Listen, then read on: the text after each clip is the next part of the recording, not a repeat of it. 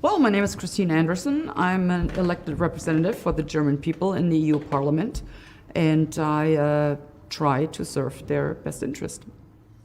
If you give executive powers to a non-elected body, then you no longer have democracy, you no longer have accountability of elected officials, and who will the citizens hold accountable for have been taken away their rights? Who will they hold responsible for this? You know, in theory, and I have to say in theory, elected representatives, you no longer, or they run the risk of not being elected again if they screw up.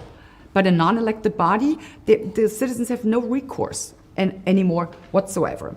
And this is not how democracy is supposed to work, because you are taking away the rule by the people for the people.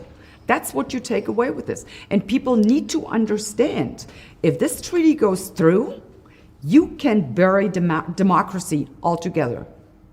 It's done with. They have the right to call out a pandemic, and once they do, they will seize executive powers of the member states. So it's now not the government, let's say the German government in our instance, that will impose restrictions on us that we could theoretically fight. Even that was, hard enough to do. But how are you going to go against WHO? I mean, you can't drag them into court.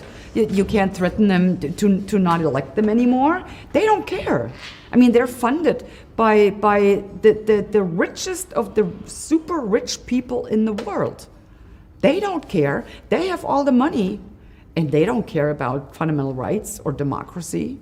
If they say, you will stay at home for as long as I tell you, you will. There's always hope. And there's quite a few things you can do. It's not easy, but for one, get involved. Take an interest in what's actually happening, because that's part of their game. They're removed these decision making so far away from you. They're counting on you to no longer care, so they can do whatever the hell they want, without you ever knowing it.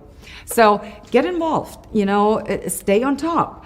And I know this is hard because they're doing everything to make it as hard as possible. I mean, a lot of people nowadays work 2 jobs.